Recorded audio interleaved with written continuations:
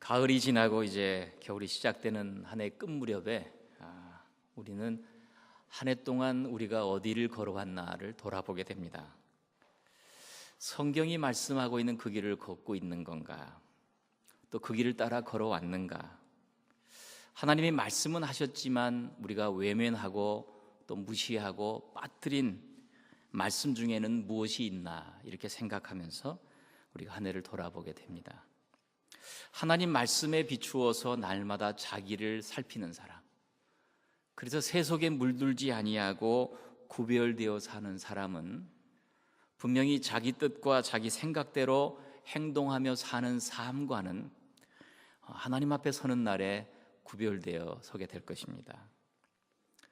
그래서 우리는 우리 지난 시간들을 돌아보면서 때때로 내가 빠뜨린 거 있나, 또 무시한 거 있나, 또 들었지만 외면하고 있나 하는 말씀들이 무엇이 있는지를 생각해 보아야 하는 겁니다.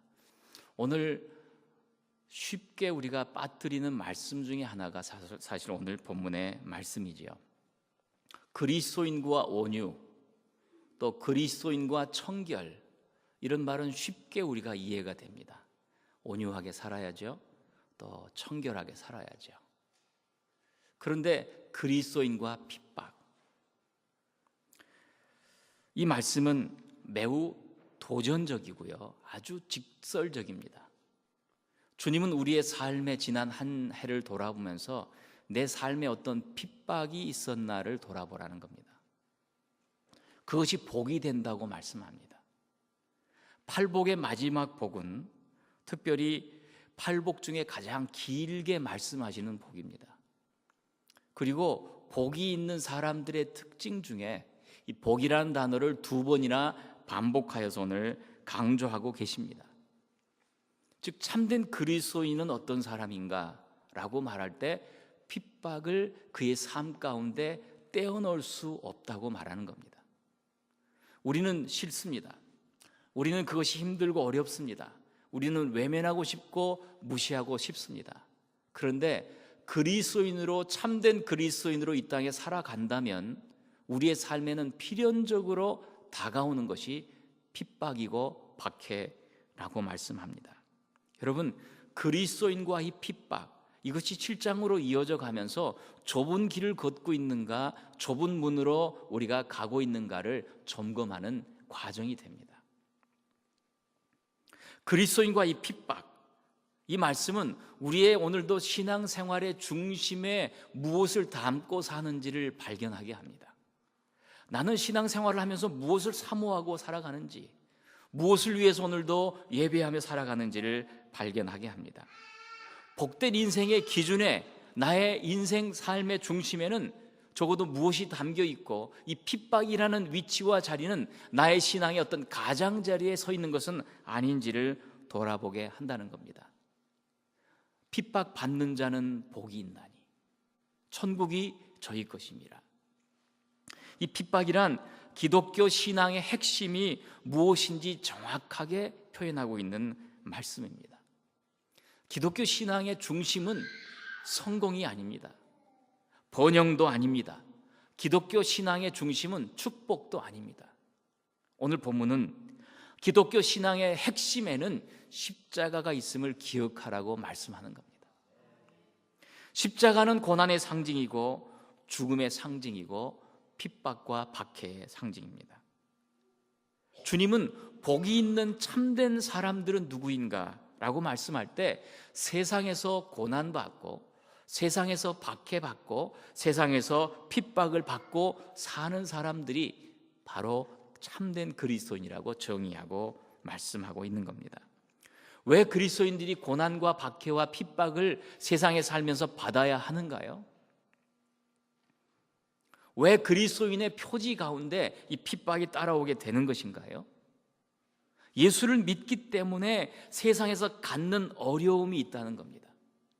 예수님을 믿기 때문에 세상에서 받는 어려움, 그것이 우리의 삶의 신앙의 흔적이라고 말하는 겁니다. 세상 사람들의 삶의 방식과 다르게 살기 때문에 따라오는 희생이 있습니다. 때로는 무시도 받습니다. 심지어는 죽음에 이르는 길까지도 나아가게 되는 겁니다. 여러분, 그래서 세상에서는요, 보석을 귀히 여기는 만큼 그리스도인들은 내가 받고 있는 핍박을 귀히 여겨야 되는 줄 믿습니다. 어느새 현대교회는 세상과 너무 가깝게 되었습니다. 세상 사람들이 사모하는 것과 같습니다. 바라보는 방향과 같습니다. 그래서 현대 그리스도인들은 핍박보다는 보석을 귀히 여기며 살아갑니다.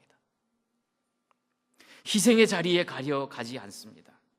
끊임없이 세상은 자기들과 같도록 그리스도인들을 부르고 있을 때 누림과 만족과 소유의 자리로 그리스도인들을 초대하고 있을 때 그리스도인들은 그것을 구별되어 다르게 살아가지 못하는 것이 현대 그리스도인의 모습이라고 말하는 겁니다.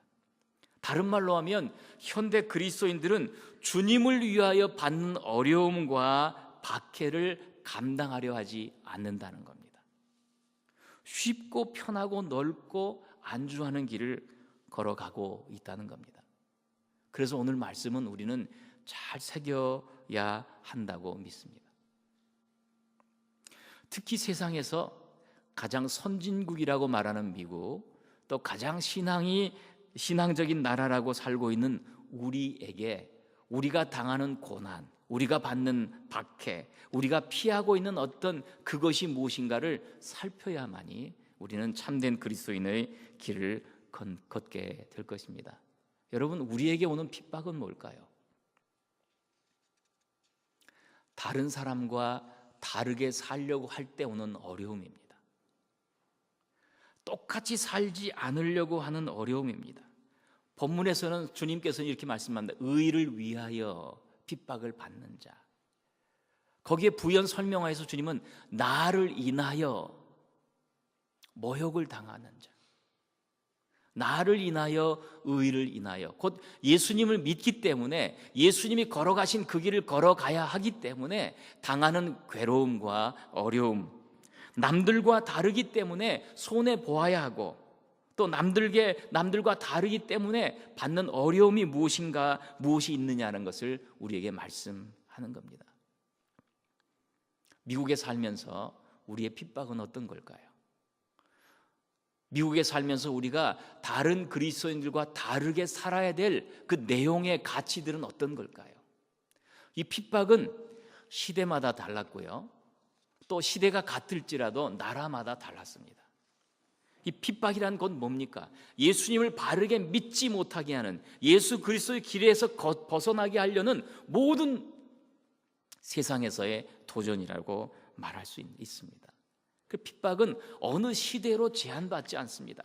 그 나라가 자유주의냐 공산주의냐, 또 그 나라가 현대냐 과거이냐, 그런 것을 말씀하지 않습니다. 성경에서는 주님께서는 복음이 전파되고 약 300년 정도만 핍박이 있을 것이라 그렇게 말씀하지 않습니다. 핍박이란 단어가, 박해란 단어가 무려 한 55번이 등장을 하는데 어느 시대를 말씀하여 단정하지 않습니다. 주님은 이렇게 말씀합니다. 핍박은 시대마다 나라마다 오는 것이 아니라 핍박은 주님을 믿기 때문에 온다. 아니, 믿기 때문에 온다라기보다는 주님을 닮아가려고 하기 때문에, 예수님처럼 살려고 하기 때문에 온다고 성경은 말씀합니다. 디모데후서 3장 12절은 그래서 무릇 그리스도 안에서 경건하게 살고자 하는 자는 핍박을 받으리라. 경건하게 살고자 하는 자, 이 하나님처럼 주님처럼 그 길을 걸어가려고 하는 사람들에게는 당연히 따라오는 것이 핍박이고 박해라는 겁니다. 지난 한 해 동안 우리는 우리가 회피하고 또 벗어나고 싶고 포기하고 싶은 어떤 그런 도전들이 있었는가를 돌아보아야 한다는 겁니다. 의를 위하여 핍박을 받는 자, 나를 인하여 핍박을 받는 자, 주님을 따라가 섬기면서 좁은 길을 가지 못하게 하는 모든 종류의 이 박해들이 예나 지금이나 또 어느 나라나 어느 그리스도인들에게나 있다고 말할 수 있습니다. 여러분, 주님을 따라가지 못하게 하는 여러 가지 것 중에 현대인들에게는 이 규모의 어떤 허상이 있는 것 같습니다. 크기의 허상이 있는 것 같습니다. 이 화려함의 허상이 있는 것 같습니다. 크면 좋고요, 또 많으면 좋고요, 화려하면 좋은 이 세상 속에, 그 속에서 우리가 당하는, 주님을 따르기 위해서 포기해야 될 어떤 것들이 무엇인가를 분별하여 놓치고 있는 그 많은 것들이 이 땅에 있다는 것입니다.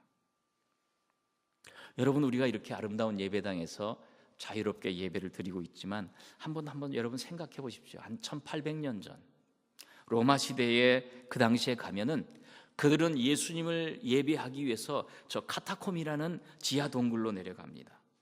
로마의 지하 동굴은 약 350마일 정도로 뚫려 있다고 하니 그들이 얼마나 예배하기 위해서, 하나님을 섬기기 위해서 그들이 그 고난과 박해를, 그 어려움들을 이 속에서 살았는지를 알게 합니다. 저 갑바디오기아의 이 동굴을 한번 가정해 봅시다. 그 굴 속에서 오늘도 예배를 드리고 있는 초대 그리스도인들을 한번 생각해 봅시다. 그들이 예배 자리로 모였습니다. 돌아보니까 지난주에 함께한 예배드린 한 가정이 오늘은 보이지 않습니다. 로마군에 잡혀간 것입니다. 그들은 잡혀가서 아마 조롱하는 사람들 앞에서 사자의 밥이 되었거나 심한 고문을 받았거나 톱으로 팔과 다리가 절단되었거나 재산을 다 빼앗기고 가족이 뿔뿔이 흩어진 삶으로 그날 보이지 않았을 겁니다. 그럼에도 다른 가정들은 또 그날 주일날 예배하고 모여 있습니다. 순교를 각오하면서 그들은 조용히 예배를 드리고 있습니다. 거기에는 음향 시스템도 없고 화려한 장식도 없고 편한 의자도 없습니다. 한 사람은 아마 틀림없이 예배를 드리면서 계속 바깥을 살피며 있었을 것입니다. 누가 오는가 망을 보는 겁니다. 그들은 그런 상황에서 오늘과 같은 말씀을 읽었을 겁니다. 의를 위하여 핍박을 받는 자는 복이 있나니 천국이 저희 것입니다. 나로 말미암아 너희를 욕하고 박해하고 거짓으로 너희를 거스려 모든 악한 말을 할 때에는 너희에게 복이 있나니 기뻐하고 즐거워하라. 하늘에서 너희의 상이 큼이라. 그들은 모진 박해와 핍박 속에서 이 말씀은 무척이나 실감이 났을 겁니다. 이 말씀으로 깊은 위로를 받았을 겁니다. 이 말씀 속에서 천국의 소망을 가졌을 것입니다. 그리고 내일 어떻게 될지 모르는 그 위험한 불투명한 미래를 향하여 믿음으로 도전하면서 나아갔을 겁니다. 그들에게 당하는 핍박은 당장 오늘 죽을지 내일 죽을지 모르는 위험, 고문, 어려움 속에서 드려진 예배였습니다. 그런데 여러분, 1800년 전만이 아니죠.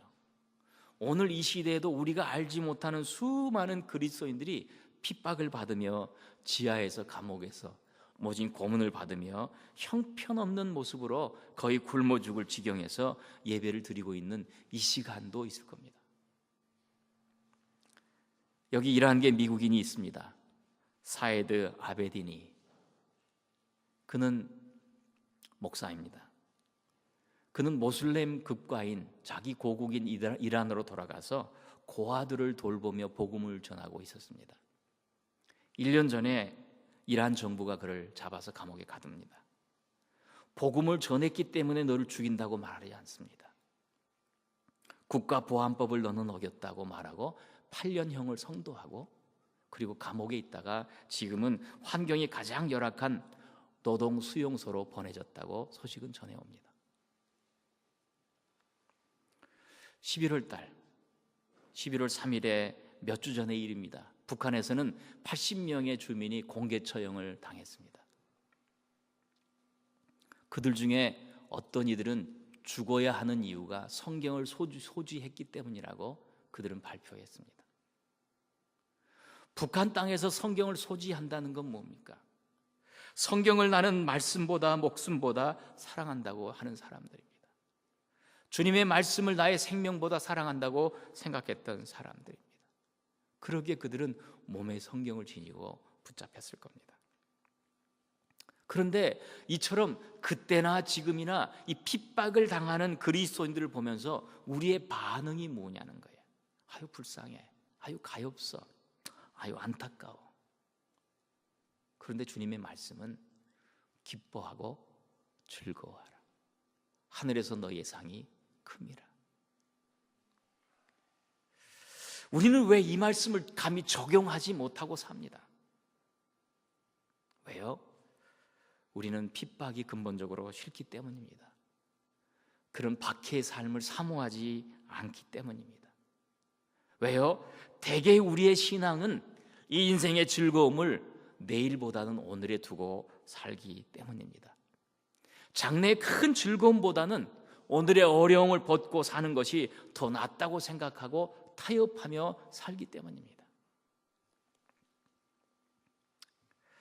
여러분, 우리가 살고 있는 이 시대, 미국, 그리고 2013년 11월, 오늘 이 시대에 나에게 닥쳐진 핍박은 무엇일까? 즉 주님을 따르기 위해서 바른 길을 걷고자 하는 모든, 나를 향한 모든 여러 가지 어려움들은 무엇일까를 잘 생각해 봐야 합니다. 시대는 갈수록 더욱 어려워져 가는 것 같습니다. 최근에는 캘리포니아와 그 다음에 얼마 전엔 뉴저지, 그리고 이번에는 일리노이주에서 동성 결혼이 이제 합법화가 됐습니다. 이제 15번째 주가 그것이 옳다고 인정하고 있는 우리가 시대를 살고 있습니다. 더욱이 세상뿐이 아니라 많은 교회들이 진흙탕처럼 싸우며 살아가고 있습니다. 싸움의 염증을 가진 사람들은 그래서 큰 교회로 몰려갑니다. 더 이상 이런저런 거 다 보고 싶지 않고 나는 조용히 그냥 살겠다는 겁니다. 다름 아니라 교회는 더 이상 세상의 빛이 아니라 이리저리 싸움을 피해 놀려다니는 단체가 되어버리고 말았다는 겁니다. 이 시대에 미국이 당하는, 우리 그리스도인이 당하는 핍박의 실체를 보아야 합니다. 핍박의 문제가 주님을 바르게 섬기기 위해서 우리를 벗어나게 하려는 모든 시도라고 한다면 핍박은 어느 날 우리들에게 어떤 모습으로 오는가 하는 겁니다. 초대 교회사를 보면, 순교사를 보면 어떤 사람이 순교를 하는 자리를 이렇게 기록해 놨습니다. 예수 잘 믿는 사람을 죽이려고 하는데 재판관이 저놈을 화형시키라고 소리를 칩니다. 옆 사람이 그에게 이렇게 말을 합니다. 재판장님, 저 사람들은요, 예수 믿는 사람이라고 하면, 화형에 처하라고 하면 자기들이 순교자가 된다고 더 좋아합니다. 그래? 그러면 매질을 하라. 그랬더니 옆에 사람이, 재판장님, 저 사람들은요, 예수의 이름으로 매를 맞으면 더 좋아합니다. 그래? 그러면 저들을 멀리 귀향을 보내라. 재판장님, 저들은 멀리 가정을 떠나서 홀로 귀향을 당하면 조용하게 하나님 앞에서 더 기도할 시간을 얻었다고 더 좋아합니다. 그러면 어떻게 하는가? 정말로 저 사람들을 핍박하고 싶습니까? 그렇다면 한 가지입니다. 저들을 유혹하면 됩니다. 돈도 많이 주고요, 이쁜 여자들 옆에 두고요, 그리고 적당하게 편하게 살게 하면 되는 겁니다. 여러분, 이 시대의 핍박은 생명을 위협하는 그런 모습이 아니라 달콤한 유혹으로 변장하여 온다는 겁니다. 마치 마귀가 이 천사로 가장하여서 나타나는 것처럼 우리를 넘어뜨리기 위해서 내가 너를 죽이겠다고 칼을 들고 오지 않는다는 겁니다. 달콤한 유혹을 가지고 조용히 슬며시 내 옆에서 나를 그 길을 벗어나게 하는 유혹이 우리 가운데 또 다른 핍박의 모습으로 다가온다는 겁니다. 여러분, 지난 역사를 돌아보면요, AD 64년부터 AD 256년까지 네로 황제로부터 시작해서 발레리안 황제 이르기까지 약 한 250년 정도의 어간에 로마에 10대 박해가 있었습니다. 수많은 그리스도인들이 죽음과 순교를 당했습니다. 그런데 10대 박해 중간중간에 20년, 30년씩 태평의 시기가 있었습니다. 역사를 다 지나고 보면 핍박보다 무서운 것은요, 그들의 태평이었습니다. 그 시간에 수많은 그리스도인들이 도리어 신앙의 절개를 잃어버리고 순수한 신앙을 잃어버리고 그들은 세상과 짝하여 세상으로 돌아가 살아갔다고 성경은 또 역사가들은 우리에게 미리 보여주고 또 기록하고 있는 것입니다. 오늘 이 시대 나의 삶의 현주소의 위기는 여기에 있습니다. 주님은 우리에게 핍박을 받는 위치가 무엇이냐고 말합니다.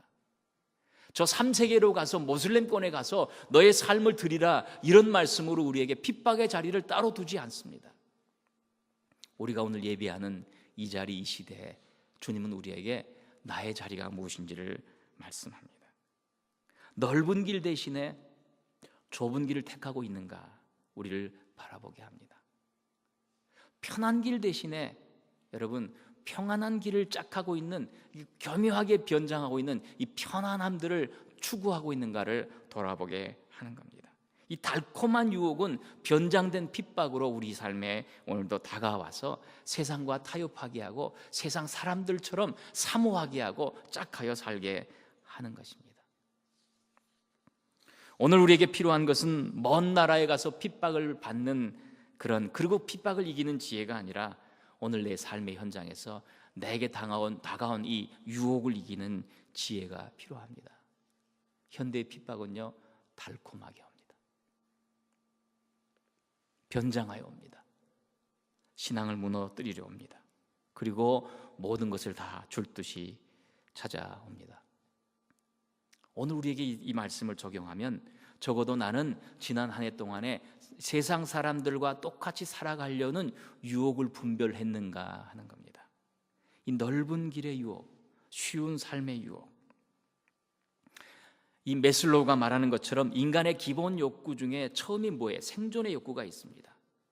생존의 욕구가 지나가서 자아 실현의 욕구까지 안정의 욕구나 이런 욕구들이 진행이 됩니다. 이스라엘 사람들이 가나안 땅에 가기 전까지 광야에서 그들은 무엇을 먹어야 될지 마셔야 될지 근본적인 생존의 욕구에 그들은 그 당시에 삶을 살았습니다. 그러나 그들이 가나안 땅에 들어가서 보니까 가나안 사람들처럼 살려고 하는 이 안정의 욕구, 이 풍요의 욕구, 이 풍요의 신들 속에 빠져가지고 그들은 자신들의 신앙을 타협하고 만 것을 보게 되는 겁니다. 여러분, 내게 다가오는 핍박은요, 너를 죽이겠다고 말하지 않습니다. 내게 다가오는 핍박과 이 시대의 박해는 너를 유혹하겠다고 하는 모습으로 달콤하게 다가온다는 겁니다. 여러분, 우리가 주님을 따라가고 있습니까? 주님이 걸으셨던 그 길을 지금도 따라가고 있는 겁니까? 정말 내 삶의 주인은 내가 아니고 예수 그리스도십니까? 나는 날마다 십자가에 비추어 내가 죽어 있다고 말할 수 있는 겁니까? 진심으로 주님의 피로 값주고 사신 교회를 사랑하고 사모합니까? 그 일을 위해서라면 내가 헌신하여 무엇인지 감당하겠다고 고백합니까?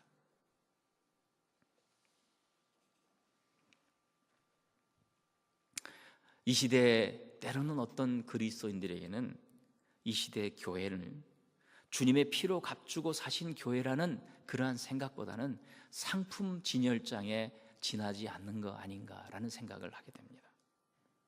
마치 소비자가 고르고 싶으면 고르고 바꾸고 싶으면 바꾸고 버리고 싶으면 버리고 마음에 안 들면 한쪽으로 치워놓고 살아가는 자기 중심의 신앙. 교회는 이 시대의 그리스도인들에게 교회는 무엇일까를 돌아보게 하는 것입니다. 여러분, 잘 보세요. 오리도 물에 빠져 죽어요. 그리고요, 개구리도 물에 빠져 죽어요. 물에서 살고 있는 익숙한 생물들 같지만, 오리는 저절로 물 위에 떠 있는 것 같지만 사실은 날개 쪽지 밑에서 나오는 기름샘을 부리로 끊임없이 바르지 않는 한 오리는 물에 빠져 죽는 거예요. 날마다 자기를 살펴서 이 기름샘으로 자기 이 온몸을 묻히지 않는 한 오리는 물에 빠져 죽는 겁니다. 개구리도 마찬가지입니다. 한없이 물에 살 것 같지만 개구리가 있는 그 물의 온도를 차츰차츰 덮여가면 따뜻한 그 속에서 모든 근육이 풀어진 채로 개구리는 거기서 죽고 마는 겁니다. 그것을 뭐라고 합니까? Frog in the kettle이라고 말하죠. 이 주전자 속에 담겨진 개구리. 여러분, 우리의 신앙이 때때로 그럴 수 있는 겁니다. 1년을 돌아보면서 나는 정말 바르게 사는가, 그 길을 걷는가, 유혹을 분별하는가, 참 지혜를 있는가, 왜 내가 여기에 있는가. 여러분, 영화 패션이라는 영화가 있었죠. 기억납니까? 패션. 그 영화를 보면요, 캐톨릭 영화 같기도 하지만 거기에 예수님과 사단과 이 마리아, 이 어머니 마리아의 삼각구도로 영화가 진행이 됩니다. 특별히 마리아에게 많은 집중을 합니다. 그런데 영화를 잘 보면 영화에서 마리아는 울지 않습니다. 그 고통과 고난에 마음을 찢지만 울지 않습니다. 저는 그 눈물 흘리지 않는 마리아를 보면서 저는 누가복음 2장에 성전에 아기 예수를 안고 왔을 때 시몬 할아버지가 마리아를 향해서 말했던 그 말씀을 기억하게 됩니다. 칼이 너의 마음을 찌르듯 할 것이다. 아기 예수와 함께 살아가는 어머니 마리아로서의 너의 삶은 칼이 너의 마음을 찌르듯 할 것이다. 십자가의 고난까지, 수많은 무시와 모욕과 박해까지, 마리아는 예수님을 보면서 그는 그것을 감당해야 했던 겁니다.